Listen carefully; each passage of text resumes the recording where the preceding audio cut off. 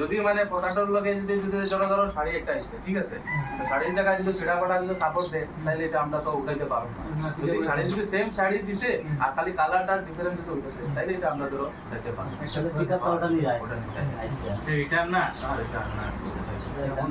আজকে আজকে যদি একটা কাস্টমারে গেছি কাস্টমার আমার সামনে যদি আনবক্সিং করছে, এটা যদি মানে সিরা ফোটা মানে খবরটা পাইয়ে গেছে, তখন আমি কি করব? না না, এটা তো তুমি উঠাইতে পারবে না, এটা তুমি নো মাইরা তবে কিউসি ফেল করবা। কিউসি ফেল করার পরে যদি কাস্টমার তখন যে আমার দুরিয়া ভিডিও না না কাস্টমারকে তুমি ভালো মতো এটা বুঝাইবা, কথা না। কাস্টমারের লগে ভালো হবে।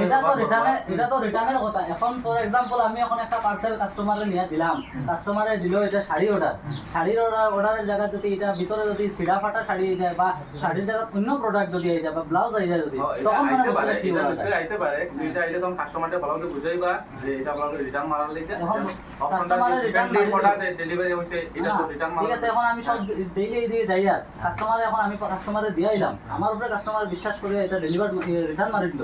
এখন আমি কালকে যাওয়ার পরে যদি এই আমার প্রোডাক্টের লগে বস্তুটা যদি মিলে না, ম্যাচিং হয় না, তখন আমি কি করতাম? তখন তুমি কি করবা, যদি মিলে না তো এক্সচেঞ্জ যদি দেখাইতাছে অন্য কালার আর যদি ফিজিক্যালি দিতাছে যদি অন্য কালার, তাহলে তুমি এটা নো মাইরা কাস্টমারের লগে ভালো মতো বুঝাই নো মাইরা কিউসি ফেল মারবা।